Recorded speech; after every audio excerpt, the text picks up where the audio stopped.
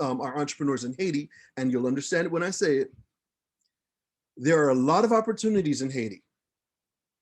Pick one for our initial conversation. I've had a lot of situations where I've had an entrepreneur pitch 5 different ideas in 5 different companies in one seating. And it's, then I'm thinking, well, he's all over the place. So pick one, let's talk about that. Let's discuss it. Let's develop it. Let's understand it and go from there. So tell me about your company. Knowing your company is very important. The origins of your company. If we move next, knowing your market. So all of these, of course, intertwine, but in knowing your market, I want you now to tell me specifically what makes your market and your business run. Your expertise here is what counts. You are teaching me. I'm a generalist. I could be a specialist in the market who knows everything about fintech, but most of the times, or in my case, I'm a generalist. You are the expert in your field. I want you to be able to tell me what makes this work, and from a lot of different perspectives. I want you to be able to tell me the high level. I want you to be able to drill down to the logistics and tell me exactly how you make a dollar if you're in the business of making money. Who are your customers? Who are your partners? Who are potential partners? Who are your competitors? All of these things is key to knowing your business, understanding what it is that you're doing, and then that translates directly into knowing your numbers. I don't know if I've put it bold and bright enough for everyone to know that, but knowing your numbers is critical. And there, what I'm talking about is, do you have a business model? Is this business one that's going to be making money initially? Is that in your business model? If it's not, that's fine. Facebook didn't have a business model or a revenue model for quite some time. But if that's the case, you still have to understand the numbers behind it, right? You have to understand what's your cost for acquiring customers? How quickly are you acquiring customers? What's your growth rate? What you project it to be if you don't currently have one? How much money will you be spending on a monthly basis as you're growing the company? All of this information is extremely important, because you understanding your numbers conveys to me that you've done your homework and you understand what goes behind this. And now we can have a discussion, we can have a talk around some of the assumptions that go into your projections, into your model. So now we can talk about, well, Mr. Entrepreneur, you said you're going to grow at 10% per year, but in year 3, it's going to jump up to 50%. Why? How? Who are the customers? Is this priced right? If we did stress the price and drop the price, what would that do to your whole business plan? That's why I'm talking about knowing your numbers. It's real important for you to have your financial projections so you understand them fully. And now, as an investor, we can stress a lot of those things and we can start to develop what we think collectively are good assumptions to use, and to really start understanding what the prospects for the business are. In that, I want to also know, in the knowing your numbers, what's the whole financial opportunity? How big can this thing get? How long does it take? Or if it's not something that's, traditional venture capital type investment, if it's something that's just going to grow slow and steady and small, I still am very interested in, what are the numbers? When do we reach break even? Are we immediately, how soon do we get to break even? And what's the growth behind that? What are the assumptions that we're using to get to some of those thoughts? All of this is real important. If we take a step back, so we've talked about understanding your company. We've talked about knowing your specific business market. Let's take a step back though and understand that it's important that you know what the larger environment is. What's going on globally in your space, in this industry? What are some of the things that are influencing that, whether other businesses, other opportunities, political situations, whatever the case may be? It's important that, again, you're the expert here and you're enlightening and teaching me. Now, with Haiti-specific information, again, you are the expert. You're on the ground. If you're in Haiti, you're on the ground and you know the situations, whether it's geopolitical tensions, whether it's economic stresses, whether it's stresses because of currency exchange, whether it's security concerns, operations concerns, we don't have electricity as regularly as you may in other situations. You're the expert on the ground, and you are educating me as an investor on different things. Understand that as an investor, I should do my homework as well. I have to come to the table prepared and understand and know what the situation is on the ground. But you're going to add color, you're going to add depth, and you're going to tell me why this is an opportunity for your specific idea, or why you've done X, Y, and Z to mitigate that risk. So I have specific operational challenges in Haiti because where we are specifically, we don't have the necessary electricity all the time. Okay, well, you've known this. What have you done to mitigate that? What are you doing from a redundancy standpoint to make sure that if we have a challenge on this side, well, we can still take care of our customers because we have a backup site, or we have, our employees are somewhere else, or we have, contingencies. All of these things specifically to the country, specifically to the geography that you're working on, are important to me as an investor and for you as an entrepreneur to educate me on and bring me along on where the opportunity is, where the risks are, and how you're mitigating those risks. Again, what we're talking about here primarily is raising money from US investors. So not someone who's necessarily in Haiti all the time, someone from here who hears about Haiti, who knows about Haiti, who understands the market somewhat, but is not on the ground like you are. So you have to be the one to share that with me. So that's knowing your market. The third factor that we talked about was knowing your target investor. And we're going to spend a little extra time here because I think this is extremely important. Investors are searching for you, just like you're searching for them. But if you're going to a large institutional investor and you're a startup company, you're in biotech and they're in fintech, you may not meet. Because, or you're going to them and you're not offering them what they're looking for. It's extremely important that people do their homework and understand what's the market that I'm serving, who are the investors who are looking in this space, who are the investors who are looking specifically at this industry, at this stage, at new entrepreneurs or seasoned entrepreneurs or whatever the case may be. And then very, very importantly, who are investors who are looking at Haiti and why? I will argue that an investor who is looking in Haiti or who's looking for opportunities in Haiti, we've established they're very interested in your story. They're very interested in your numbers and the business model. But I'm going to add that that investor who's looking at Haiti specifically is going to be very, very interested in your impact. Because otherwise, why don't I go somewhere else where there's potentially less risk, whether it's geopolitical risk, whether it's currency risk, whether it's security risk, whatever the case may be. If I can get the same type of investment in a similar market with less risk, I'll go there. So if I'm looking at Haiti, then I'm looking at Haiti for a reason. I want, what does Haiti have that elsewhere may not? And I would argue that one of the big things there is investors who are looking at Haiti are looking for your impact as well. What kind of impact are you going to have on the environment?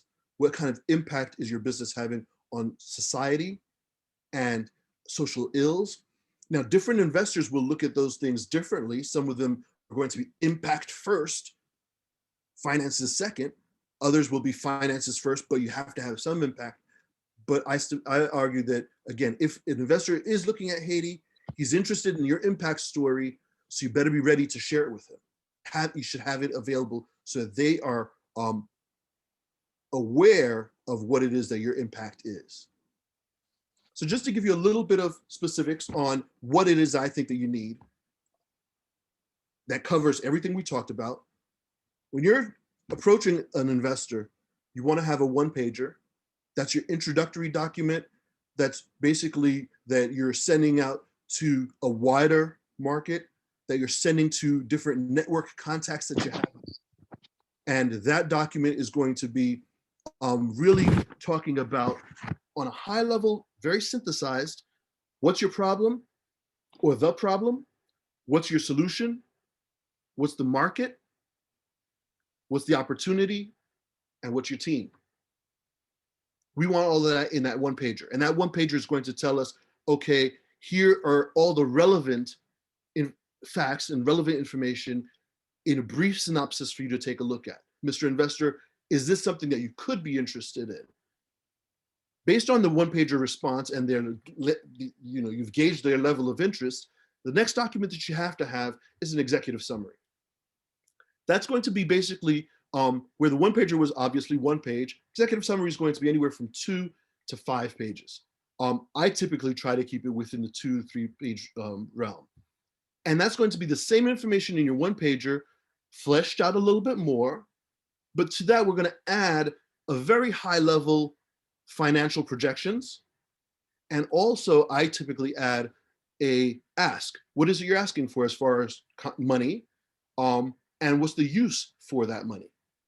So the asks and the uses of whatever the money that you're raising. So that's typically the executive summary. Beyond that, someone's interested, they really want more. The investment deck is something that's very important, I think. And what you're doing is you're walking someone through your investment deck and really drilling down a lot of the same information, but really drilling down a lot more on how we're going to do what we say we're going to do. How does sales and how does your sales strategy translate into that market share that you said that you can get? Or how does the work that you're doing actually translate into the impact that you said you're going to accomplish? So the investment deck is something that's, again, deeper material, typically 10 slides, 10 to 13 slides. Don't want it too much more than that we can get through in a presentation in about 30 minutes and then question and answers. Beyond that, I think, again, because of where we are talking about Haiti, one document that's very important that a lot of people don't have is an impact strategy document. This is 1 or 2 pages, and this is talking specifically to the impact. This is talking specifically to if the impact that you're doing is around food security, this is how we're ending a certain amount of hunger in a region. This is the strategy beyond or behind expanding the access to capital or expanding the access to accounts for this population or expanding electricity to this population, whatever the case is. Your impact that you have here or your impact that you have in your company is highlighted here in this impact strategy. Now, I don't know if many of you are familiar with or maybe the Sustainable Development Goals that were designed or that were brought back around 2016, I believe, 2015 time period. Those Sustainable Development Goals are great in that they help a lot of us in the industry speak the same language as far as the impact we're trying to make. So it's wonderful if you can align your impact strategy document with the Sustainable Development Goals. And so this is the goal, this is the outcome, this is how we're going to reach the outcome. These are the inputs to us getting there. These are the outputs that we're measuring, and this is the outcome that we're going to get. Tell me about that impact strategy. That's very important because I'm an impact investor. If I'm not an impact investor, that may not be as important. But again, if I'm looking at Haiti, I think it's automatically defaulted that this is something that's important to me. And some of you who are looking at capital from different sources, including grant sources or not-for-profit sources that still want to return, this may be what you lead with because they do want emphasis on that impact story. Lastly, your financial model. I want to see your projections. I want to see the assumptions that have gone into this. What makes this true? numbers wise? How does your finances or your financial model match up with the story that you've told? How many widgets are you going to have to sell before you get break even and before it takes off, and why will it take off? All of those things are very important. So these are the documents, the 5 documents that I think are critically important if you're going to be raising money from a US investor. Now, lastly, you need to get out there and build up your networks. A warm call, a warm introduction is always easier or better than a cold call. Being out there, working, being out there, being at the forefront of your industry, of your business, making connections, so that when someone thinks of, I'm thinking of drug discovery, just to pick something, or I'm thinking of telecom specifically, or a Cash App or something of the sort in Haiti, your name should come up in that conversation. And how does that happen? Because you're always in the conversations. You're in the circles where people are talking about that idea, about that topic. Your networks are branching out. Your networks are expansive. And that's you building up your personal brand and building up your company brand, so that that network is now really starting to get out there, and the tentacles of the network are at a point where, as you're raising capital now, different people can touch different sources and different resources that they have, and different contacts that they may have. So that's the presentation I had for you. I'm very excited to take questions, and if you feel there's something I didn't cover or that you'd like to go a little deeper on, let's do it.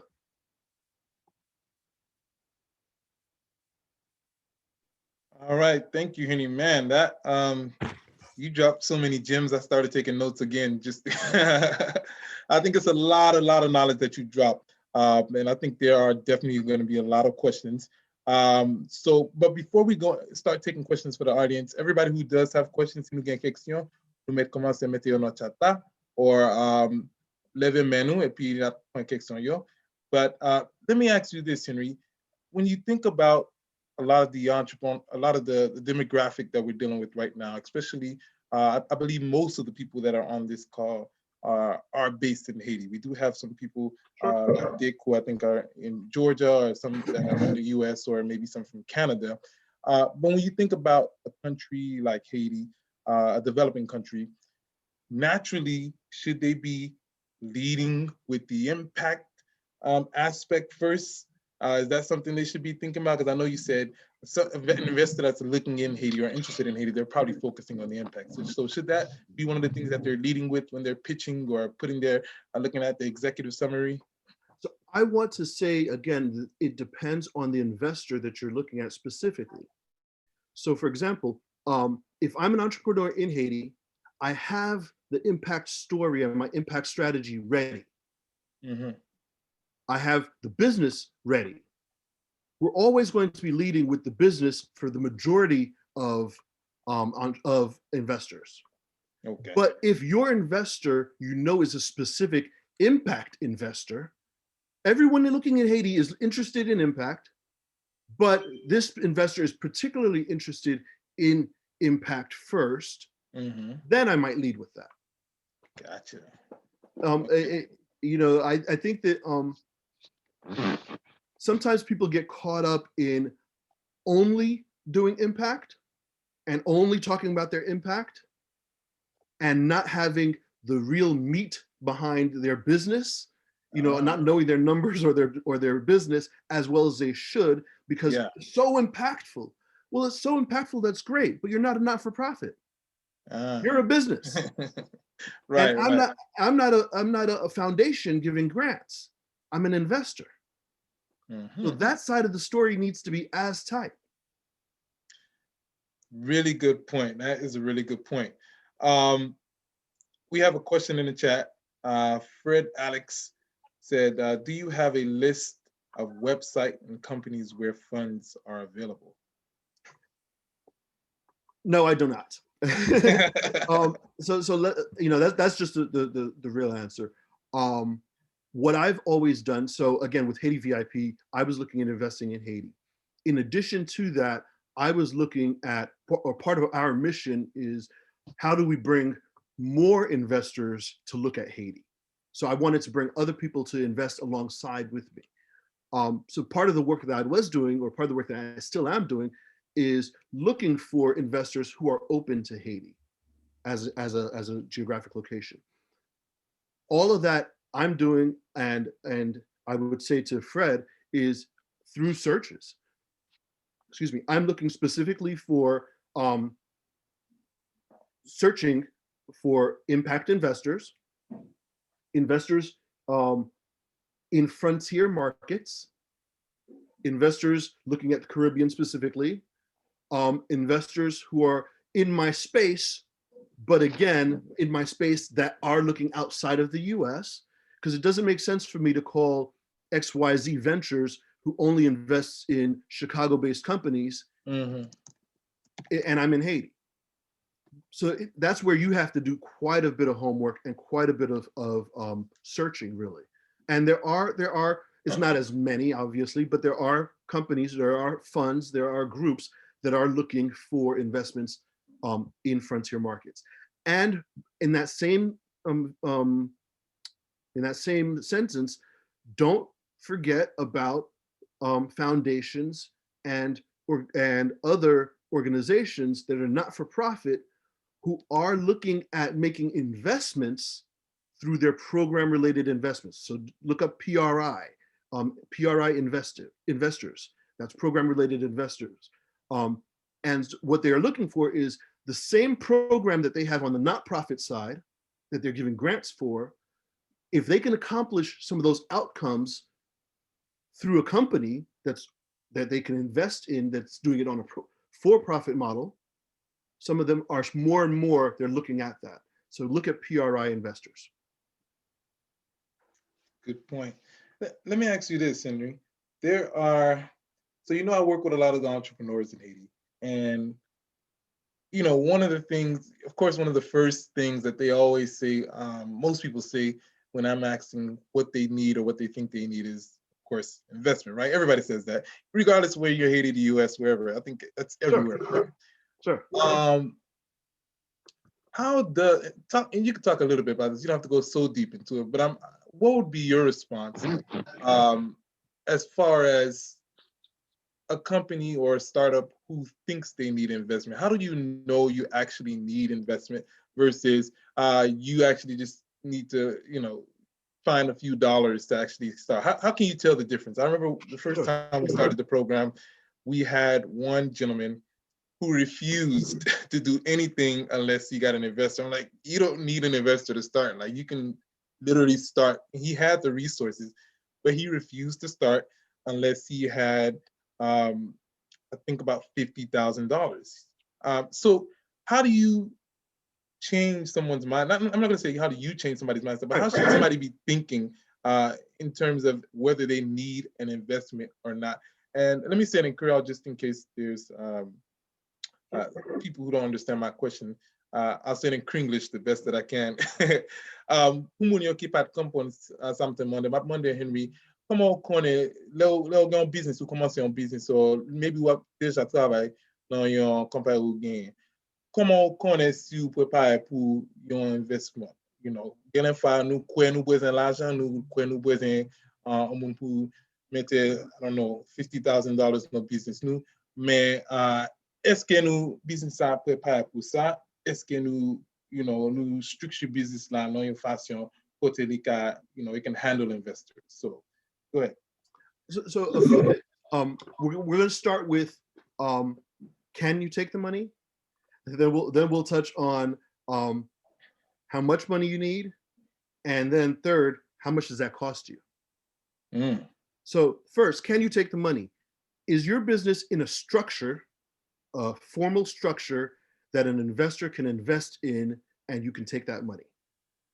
Do you have the formal business structure? Whether here it's incorporation, are you a company that can have dual, where you're in both Haiti and in the US? In Haiti, so here it's an incorporation or LLC or something of that nature. In Haiti, it's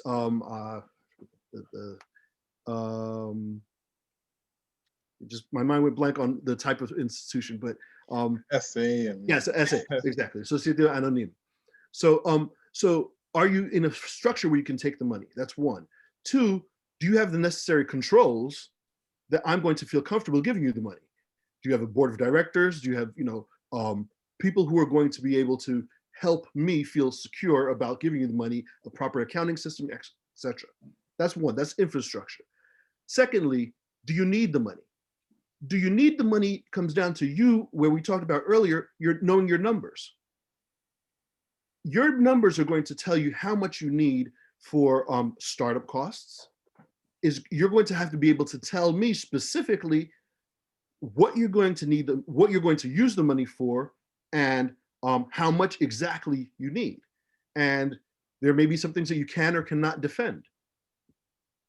Lastly, which ties into do you need the money, is how much does money cost you? Investors are expensive. Debt is the least, well, grants is the least expensive. Debt, you're paying, whatever percentage, you're paying 5%, 10%, 15% on that debt. An equity investor is the most expensive. It doesn't feel like it, but you're actually going into a partnership with someone, and they're there for the upside, and equity investors are looking to get multiples of their money back. So the longer you can have your company working with the money that you have generating organically, or with money that you can pull from small sources, and get that further along from a startup all the way, as far as you can go, the less you're going to give up. Now, it's a dance, because sometimes it's worth, early on giving up a lot because the pie is that much bigger. That's not the case with a lot of people, though. A lot of times it's really, how do I get this minimal viable product ready and marketable and able to show people, and then raise a little bit of money around that, and then I get to this next milestone, and then the next milestone, and that's how I'm raising the money, and that's how I'm going. Wow. Yeah, that's some really, I'm glad you put that in perspective, because that's something I think a lot of people don't realize. Even the aspect of when you just say the idea that investors are the most expensive, right? That's something we don't naturally think about. Naturally, when somebody says, I need an investor, they generalize it, and they just think, well, somebody's just going to lend me the money, and I'm just going to relax, and I can just cruise on guys and figure it out along the way. But I'm assuming, with investors, naturally, it's a lot more pressure. Absolutely. And the thing is, as an investor, I want to invest at the point where there's something happening soon. My investment is not going to carry you day to day.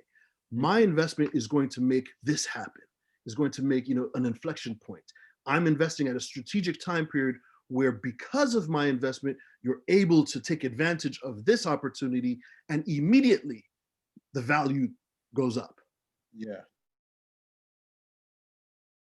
That's what I'm, if I'm an equity investor, I'm looking for a decent sized return. Much more than 5%, much more than the 10% as a debt investor. Wow. Okay.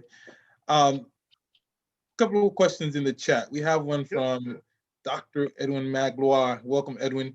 Edwin says, hello and thank you for the talk. My question, with Haiti's huge cultural potential and the power of digital, what is your advice for anyone in the creative industry? So you're right from the standpoint of cultural potential, huge. And I don't know how else to say this, so I'll just say that we, in general, Haiti, Caribbean, Black, we are very much on a lot of people's minds right now, and we are in vogue. And right now, we want to take advantage of all of our cultural assets, to put it that way. Someone in the creative industry, it always comes down to what is it that you're trying to solve, whether it's a matter of lack of people understanding who we are, what our market is, or what we have to offer, or something of that nature. What is it that you have And how is it that you're going to show me as an investor that this is something that that there's a business behind this? Awesome. I hope that answered your question, Edwin. Next question is from Iris, Obed Iris. He says, is it possible to have a kind of all-purpose pitch, just in case we are misinformed about the type of investor we are talking to? I like the question. And the answer is yes, but you have backup. You have everything else on backup. I have an investor pitch that's more targeted on my impact. And throughout as we're having this conversation with this investor, I'm understanding and I'm seeing that they're interested in the impact, but they really want to drill down a lot more. Hey, I have that. Here you go. It's ready. It's on deck. Or vice versa. I'm talking to somebody, and here's my pitch deck, and the financials are tight, and everything else is good. And well, what about that impact? I have that. Here it is. It's preparation. You need to be prepared for the opportunity. And all the documents that I said before, those 5 documents, you mentioned all-purpose pitch. I think that if you're pitching verbally, it is really where you're hitting on the different points. Yeah. And then when you have the documents, you have that as backup that, oh yes, here's something that goes into more depth on our impact that you touched on, Mr. Investor. Here's that document that will tell you in a lot more detail how we see the world, how we see addressing this market, and how our solution is going to help XYZ happen. But in your pitch, you're talking about all the aspects. In those documents, let's say you're in a situation where the investor is going to receive the document first. Should that document lay out everything, or should you leave something in mind, hold some things back so you can have the opportunity to pitch and explain in more detail, or leave them wanting more? That's a very, very tough question. And the reason I say that is because as an entrepreneur, you want to get everything out there, and you want, but I don't know if I'm going to get a chance to see this investor again, if I'm going to have another chance to pitch. The answer is you want to put your best foot forward, but that doesn't mean everything. That doesn't mean overloading them with stuff, because sometimes that could just, push them back. It does mean, yeah, I really am interested in this investor. They've shown an interest. Here's my executive summary. I have this deep, pitch behind me, but if they're interested in that executive summary, then they'll ask. They'll take another meeting. They'll go further. You don't want to start off with here's everything I have, because they're not going to read it anyway. I'm inundated. I'm over. It's too much. So let's hold hands. Let's fall in love first, and then we go down the cycles. Okay. Before we take this next question from Raul, John, ou pa konen si gen moun la nan AFPEC, eske gen keksyon from ken moun nan AFPEC? I don't know if John is here. Sure. Hello. Yes, I just have a question. Sure. Who is this? Kerms. Okay, go ahead, Kerms. Yeah, I know. But let me say hi to everybody. I know you are looking for the people can help you to get investor to come in Haiti. Who are looking an impact. So I want to ask you a question, Grant. You don't know too much about grants. Know how to help someone who really want to go to the investment just to make just improve the life of the people over there, just Sure. to be able to create and services Mhm. that can improve the life of the people over there. So how create a network that can bring growth to the people who want to just do services to improve the life of the people in Haiti. Let me give you an example. I want to do something in the area. Why is to improving in Haiti? How is just to make ready for rent and my what uh, the rent and improve the life of the people over there. Okay. So, So how we can help me? yeah. So Hello? yes. So So mhm, let me answer and see if I mhm, get your question correctly. And if I don't, please, I'll give you time to ask to clarify. What I think I'm hearing is you're looking at a company that is doing a lot of impact or very impact focused on improving the lives of people, and the primary source is going to be grant dollars. yes. I've and in Haiti, this is definitely something that's very, very common, and is the case a lot of times where um, I've talked to a lot of entrepreneurs around this specifically. Are you a for-profit business, or are you a not-for-profit business? And let me go beyond that and say a model that works is companies who start off as a not-for-profit and are primarily doing impact, and they're trying to understand, is there a business model in here that I can develop so that I'm no longer just a not-for-profit, because now I do have some earned income stream. And at that point, we can now say, okay, well, we're moving over from that not-for-profit, or we have a sister organization, two organizations working together for the same objective. That's a for-profit arm, and another one's a not-for-profit arm. One interesting concept that I really want you to understand is in the impact space with PRI, program related investors, or other firms and other investors, foundations and the like, there is a blended capital structure, which is blended capital means that I'm getting a loan from this guy, I'm getting equity from another one, and I'm getting grant from a third party. All of them together, all of them for the same company, and they're working together. And you, the entrepreneur, are the one orchestrating that. So you're telling the grant provider, I need X amount of dollars from you. Let's say $50,000 from you, and that $50,000, what we're trying to do is unlock $100,000 of investor money.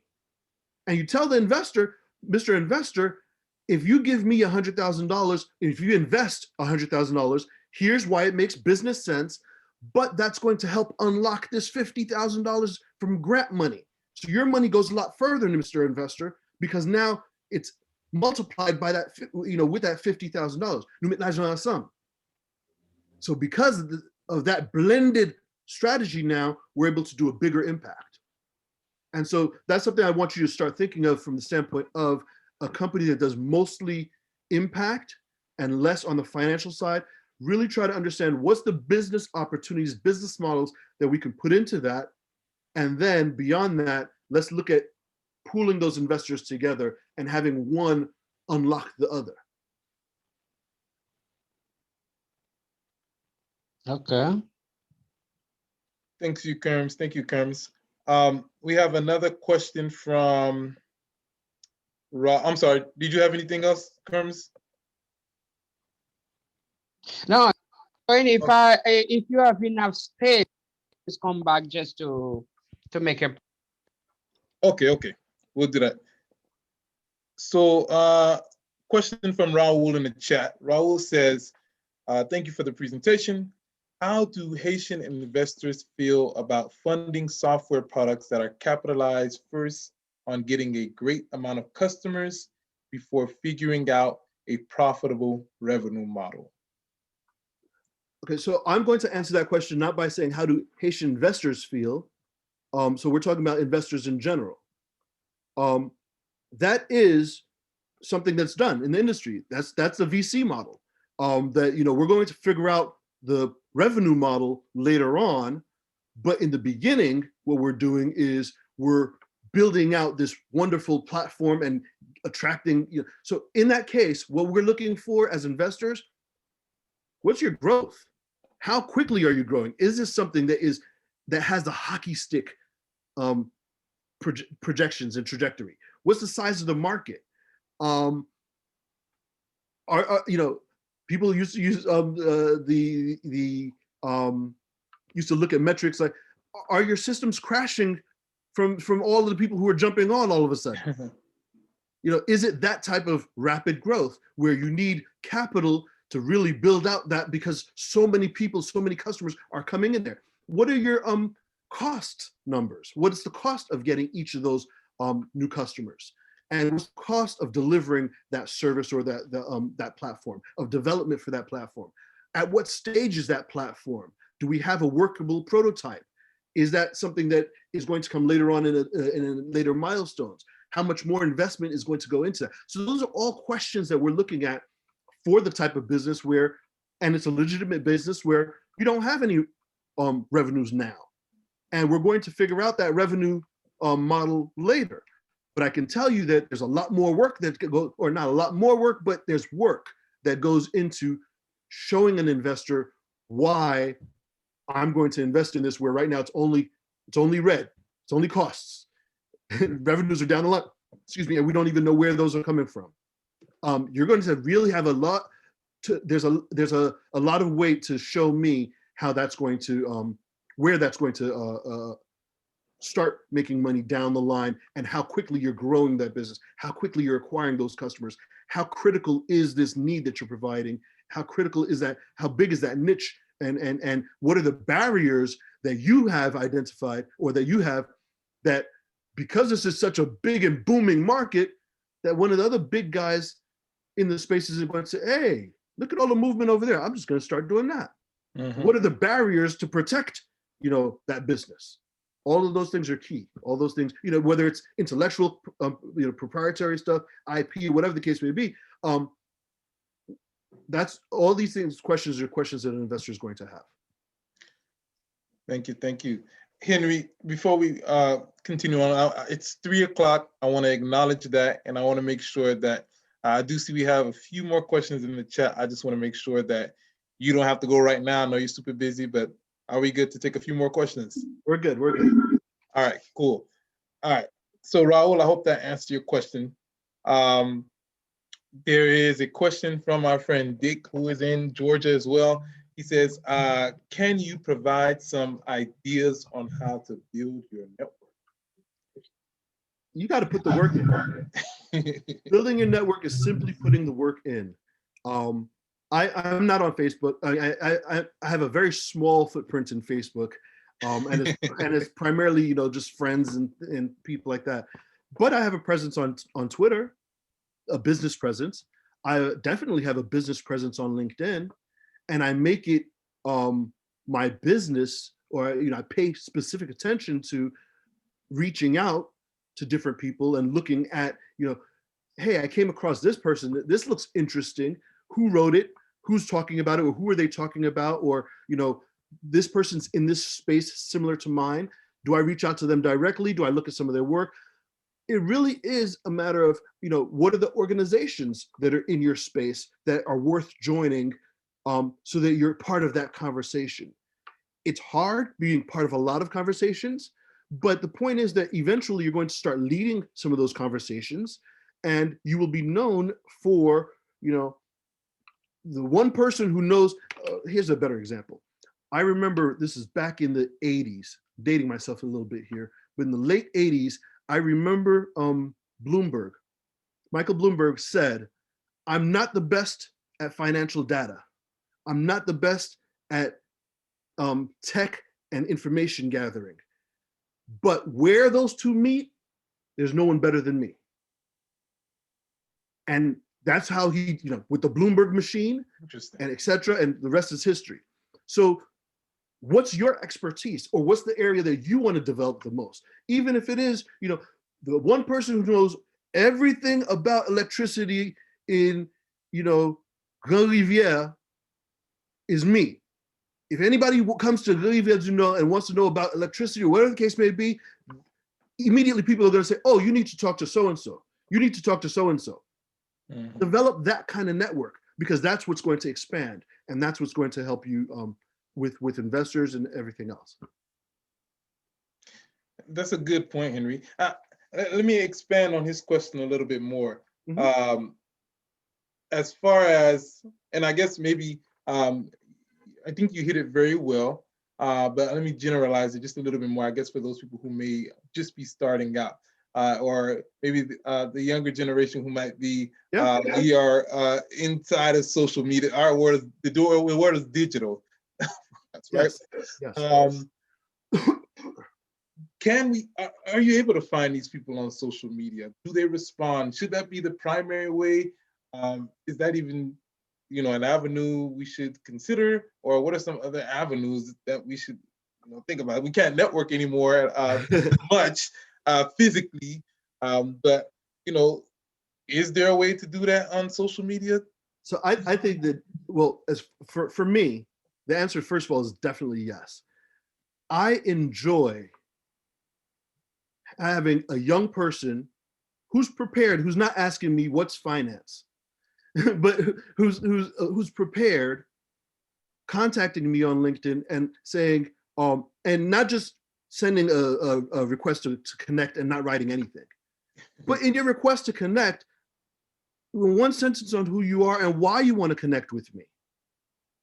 And anyone who's been at this for a while wants to impart what they've learned, or should. The majority of people, we want to share. I want to share it with younger people. So absolutely reach out to people. Hey, I just would like to have an exploratory 15-minute conversation with you. Now, keep in mind, when you reach out to me, you want to have a quick conversation, I'm busy, I'm doing a lot of things. So keep in mind that we're starting a relationship. Let's have a 15, 20-minute conversation and run with that. Use me as a resource every now and then. Don't assume that now we're going to be on the phone an hour every week. That's asking a lot.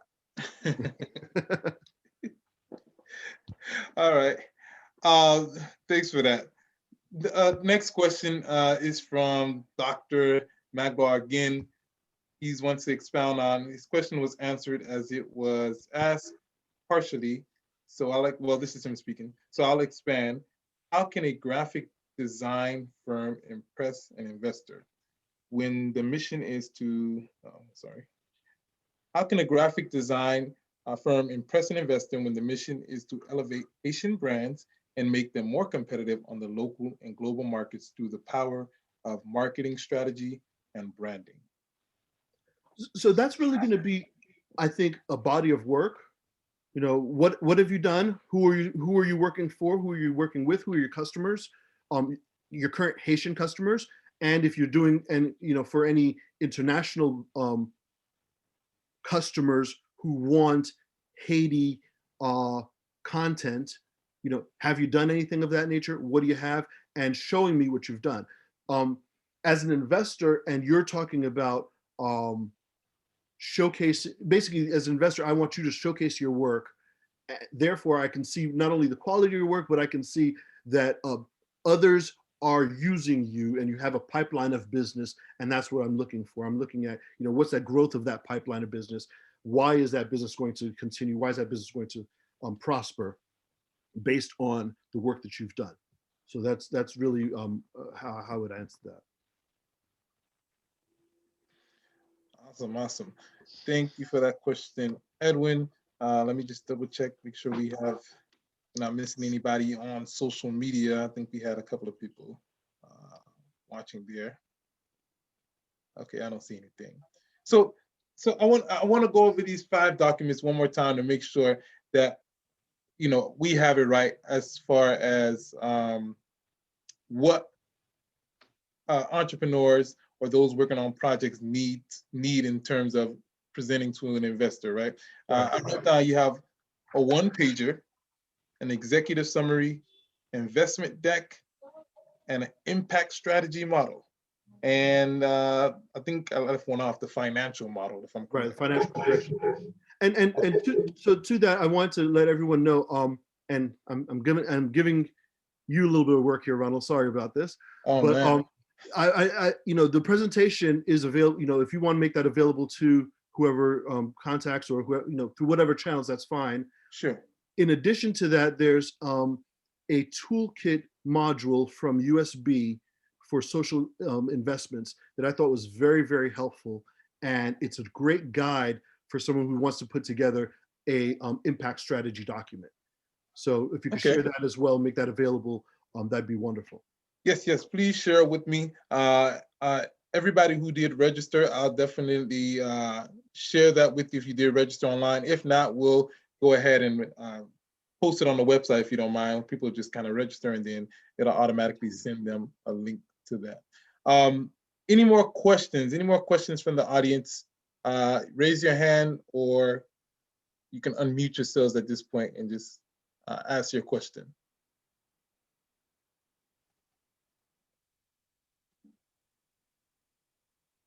Okay. Quick question. Just one question, please. Go ahead, Felix. I came in late, so I kind of missed your presentation, Noel, and I plan on at least touch base with you, hopefully. Is that thing recorded, or can I play it back? Yeah, it's recorded. So Felix, good question. It is recorded. We do have it on Facebook as well, so you will be able to rewatch. Okay. And follow, of course, follow our YouTube channel, and you'll see it there too. All right. And with that document you were saying, I did not get a chance to register, but how would I be able to get that document from the USB? Sure. So I'll go ahead and put an email address into the chat, and then you can just send us an email, and I'll make sure we get that over to you. Okay, I appreciate it. info@belinitiative.com. Okay. Okay, thanks, Felix. Thanks for joining in. I just want to go back a little bit deeper. Just a review about the strategy. Sorry, looks like we have some. Marie, can you mute yourself? All right, go ahead, Grams. Yes, about the impact is talking about the social entrepreneur. Do you mean you have a list of the social entrepreneur contact you out, or can you repeat that? I don't know, give me more information about this, or some people I can with.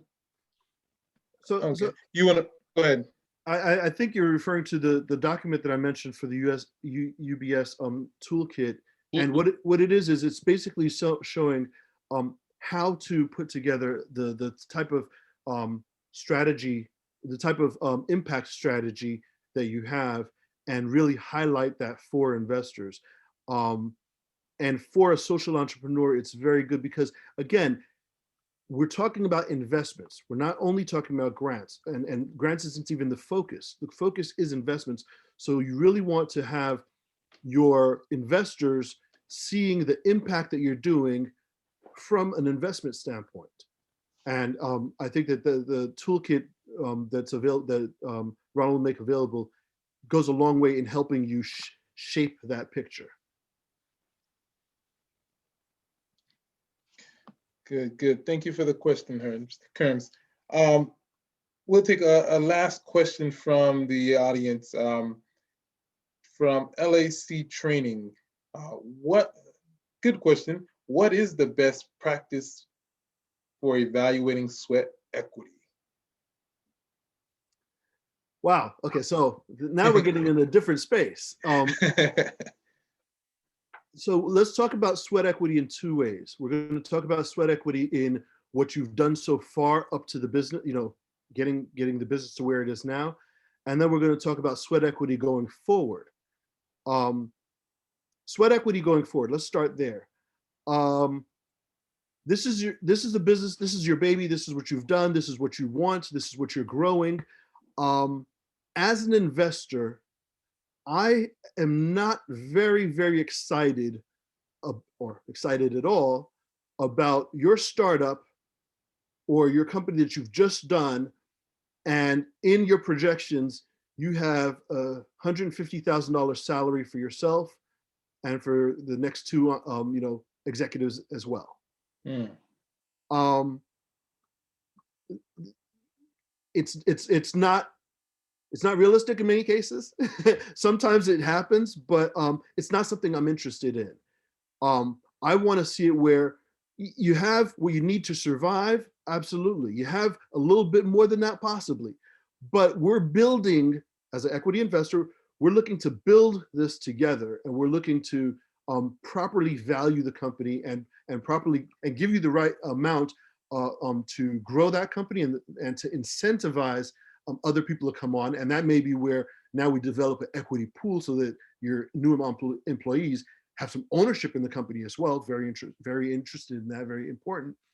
But let's look at the continued sweat equity when you're showing me a plan. Beyond that, sweat equity that you've put in. So now we're talking about what are we valuing the company at? There's so many things that go into valuation of a company. That's a whole other, 2-hour topic. But I'll just say that it's to a large extent, and it's a harsh statement, to a large extent, it's a sunk cost. You've put that in there. And I'm not going to say, okay, well, I'm going to pay you, absolutely not, for past work that you, past time that you put into this. And if I value your company based on your revenues or based on things of that nature, then wherever those numbers come out, you might get a little bit of a premium for a strong team, strong people around it. You might get some premium for where it is, because understand that the value that we're coming up to, if it's, let's say, $1 million value, $2 million value, whatever the case is, that value already takes into account your sweat equity, because that's why the company is at this point, because of where you brought it.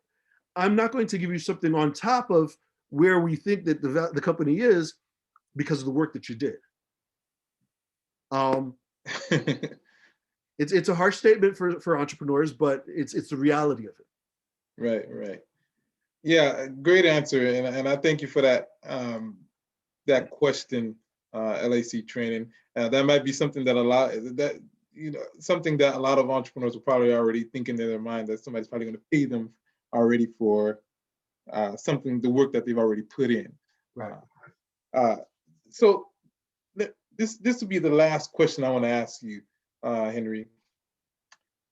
We talked a lot about the documents and the technicalities and all of these things that go into attracting an investor or someone like you. Where does the character of the person and the leadership of the individual or team come into play? How important is that? In even if let's say my financials are great, it's a great company or service or product that we're providing, and there maybe I have some questionable things about my character. Or how much do you look into? Do you even care about my attitude problem, or that I don't take? I dislike authority. I really don't like listening to people. As long as I'm giving you money, does that even matter what my character is like? Character matters in spades, absolutely. we don't have to be best friends. We don't have to, really, what I need from a character perspective is I need you to be a person of your word. I need you to be an upstanding person that is respect worthy and that gives respect, and to be a person of integrity. And one of the, there's not many things that will determine success of a business. One of the through lines in a lot of different companies that are successful, whether it's raising capital or just successful in general, is the integrity and the character of the people at the top. Granted, you have a lot of, you have somewhere the person's a terrible person and they make it anyway. Okay, I don't want to invest in you. I'm not going to be partnering with you because we're entering into a partnership. We're entering into a marriage. I mean, as an investor, we're getting into this on a long-term basis, and we have to be able to work together, and you have to be coachable, and you have to be, especially for an investor like me, where we want to be very, very hands-on. We want to be very, very much in the weeds with you, working things out. It matters. If we can't work together, then this is going to be a headache for the next 10 years. I don't want that. I'm not going to sign up for that. Right. Okay, that makes sense. So yeah, guys, that's very important. I think you hit it right on the head. I think it also, like you said, it depends on who's the investor, right? When we're dealing with you, you don't want to deal with the headache of somebody who's just, not going to listen to you or not even going to work with you for the next 10 years. Right. Whereas there might be somebody out there who's like, well, just make me my money and you can talk all the trash you want, right?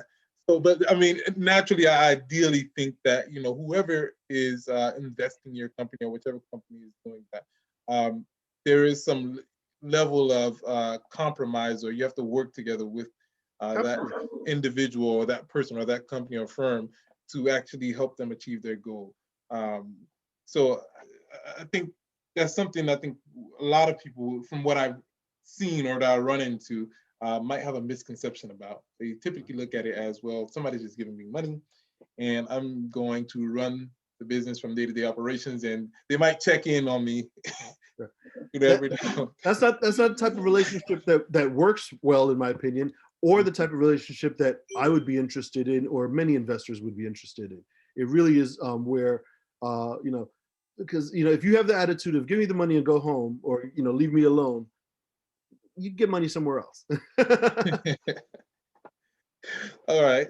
So Henry, I know you work at the Boston Impact Initiative. Yes. That is, you are focused mainly in that Boston area, but you also have Haiti Impact Ventures.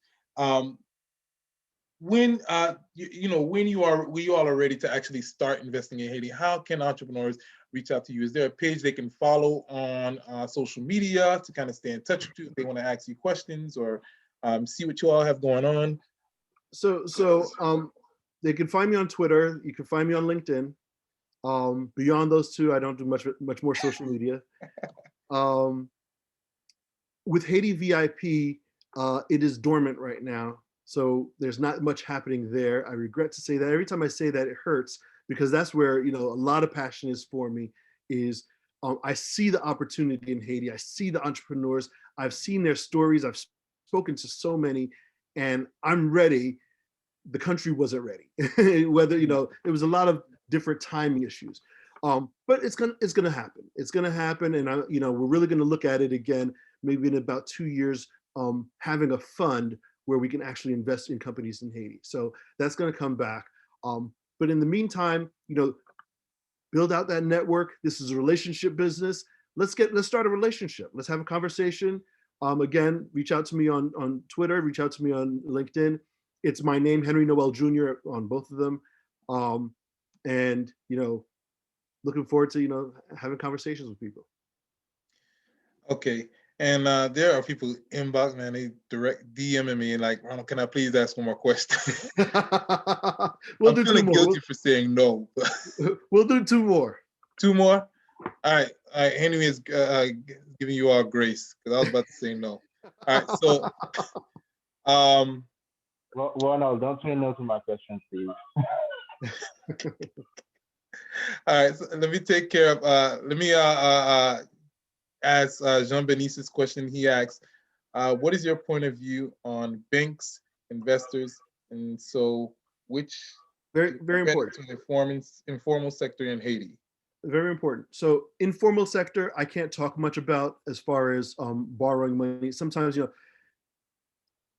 sometimes you do what you have to do to get money, and I can't talk more about that. I don't know, and it may be very bad situations, and we'll leave that at that. On banks, banks here, but especially in Haiti, most of the time require more than investors have as far as lending. They're supposed to be in the lending game. They're supposed to be in the providing access to capital game. They don't. They're holding on to the money, and only certain people can borrow money. Only certain people can start businesses, etc. So what you should be looking for from investors is, how do I use investment dollars, whether it's whether it starts out as grant investors, whether it starts out as program related investors, whether it starts out as investors just investors in general, to get to a point where I am bankable, where I am bank ready. Because remember, I said that investors cost. They're expensive. Equity investment's expensive.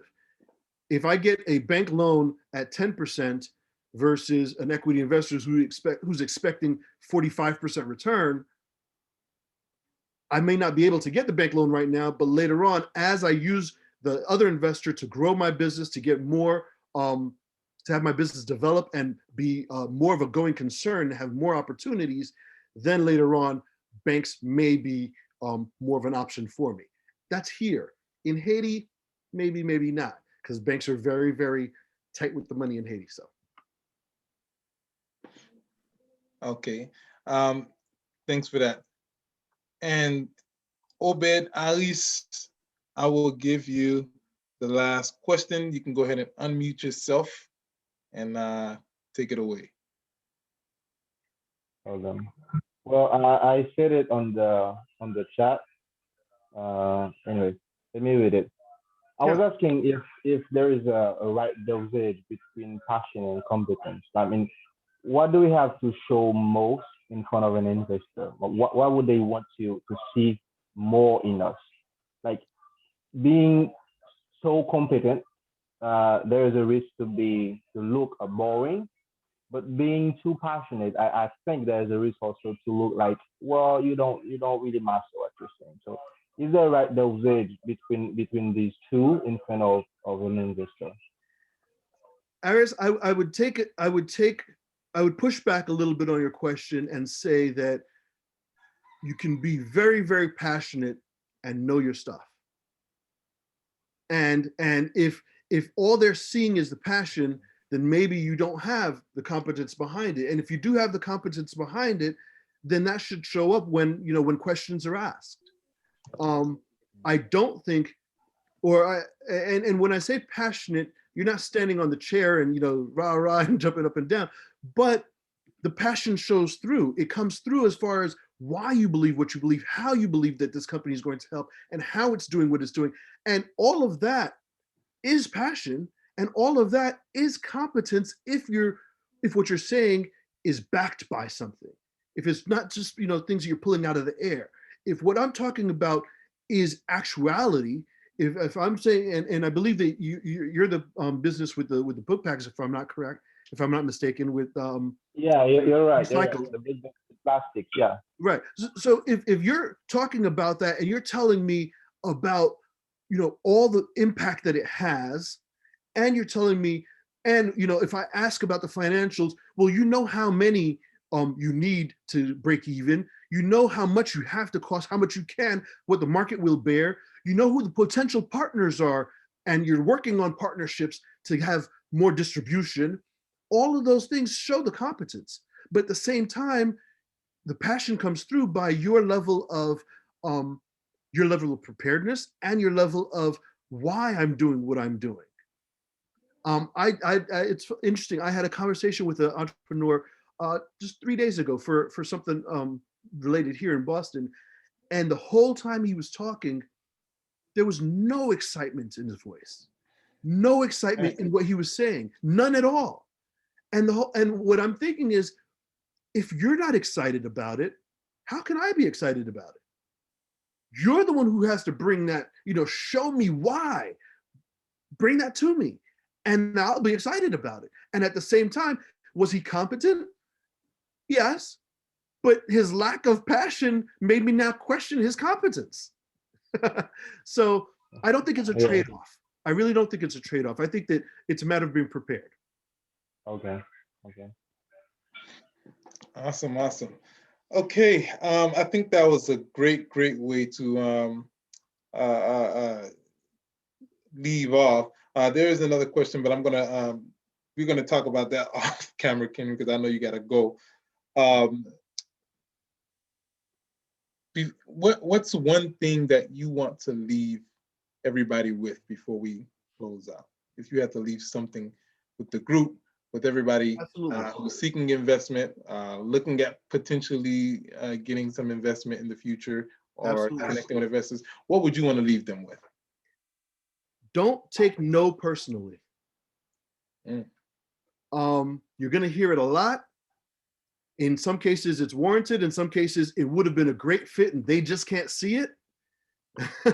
Don't take it personally. Stay out there and keep doing what you're doing. And what's hard is you need money. You see, you've identified why you need the money to continue growing. The investor can't see it. You have to continue working on your business and getting through however you get through, while you're still trying to show new investors or other people or the same investors why it is that they should invest. You can't take no personally. You have to persevere. Your job is the hard one. My job as the investor is nothing compared to yours. Your job is the hard one, and don't take no personally and continue to persevere, because that's what's going to get you where you need to go. And eventually someone will say yes. I tell people all the time, looking at investments in the past, and I was never in this position, but if I were a VC, I would have invested in Google and I'd have made a killing on that. I saw it very early. I would have missed the boat totally on Facebook. Totally. I just couldn't see it and I would have missed it. I would have gotten Amazon, even though they didn't have revenues for a long time. I would have gotten them. Some investors will see it, some investors won't. That doesn't mean that what you're doing is wrong. Understand what you're doing, understand the assumptions behind it, and what, how you're working the business, and stay true to it. Thank you so much, Henry. Thank you. Guys, if you need to reach out to Henry or want to stay in touch with him, or just follow his post or what he likes on social media, definitely follow him on Twitter at Henry Noel Jr. That's what it is on Twitter. I'm not Henry a Twitter Noel guy. Henry Noel Jr. Henry Noel Jr. Yeah. And same thing on LinkedIn. Yes. Facebook is kind of enough. All right, so just LinkedIn and Twitter, definitely follow him there, and then keep your eyes out, of course, for Haiti VIP in the future. Yes. We'll definitely be following that, because that project is going to be very, very instrumental to the country, and I'm giving you a big hand clap and kudos for taking that big step, you and your partners, on even pushing such an initiative in Haiti. Is much needed, and that really gives a lot of entrepreneurs, especially in the room, the ones that are part of the Bel Initiative, especially the ones that are just working every day, to know that, look, there are some people out there that are looking at investing in Haiti. Despite what other people might be saying or what the media might be saying, there is some hope for them to carry out their dreams and stay committed to the country. Because I think that there are some people who get demotivated or unmotivated because they feel like, well, I'm in Haiti and the world is telling them that nobody really wants to do anything here, right? But it's quite contrary. And it's just that I think there's not a lot of exposure, which is one of the things that I want to do, is bring more exposure to the opportunities in Haiti, right? I've seen so many entrepreneurs, and I run into them every day, talk to them every day, that are just doing amazing things. And I believe they are going to make Haiti the developed nation that we envision. So I have no doubt in my mind, and I want to make sure that we are here to keep pushing you guys, especially us over here in the diaspora in the U.S. The ones that's awake, like Henry and myself and others, we're definitely going to be the ones pushing and riding that wave, because when it happens, everybody's going to wish that they would have saw it like we see, have that vision that we actually have for Haiti. So get in touch with Henry if you need to. Follow him on Twitter, follow him on LinkedIn. To catch a replay of this video recording, follow us on YouTube, Bel Initiative, or just follow us at Bel Initiative on Facebook and on Instagram. And of course, you can also just sign up for our newsletters if you want to kind of get email notifications about what we have coming up. And Henry, I'm gonna have to bring you back on, man. This is a hot topic. People are asking questions, and I think it's a good topic in terms of education too, because you're really helping shed some light on how we should look at things, how we should look at investors. And I hope it snaps some people back into reality, like, oh, maybe I don't want to get involved with investors now. I might be able to front my own money, because like you said, it's expensive when you go the investment route. And you're tying yourself to a partner. You have to make sure that you're ready to do that. Right. And you're structured to actually even take on any kind of investment. So I think you're really helping to educate the crowd. So I'm gonna bother you and see if I can get you back on in a few months or weeks. And definitely for the Bel Initiative program, if we can get it going in Haiti. So thank you again, Henry. Thank you everybody for joining in. Make sure you follow and ask questions. And till then, see you next time. Thanks, guys. Bye. Let me stop live streaming and we'll do that. We usually do a little after party after we get off live. People start coming in. All right, so I stopped that. And let me stop the recording officially. Bye, everybody.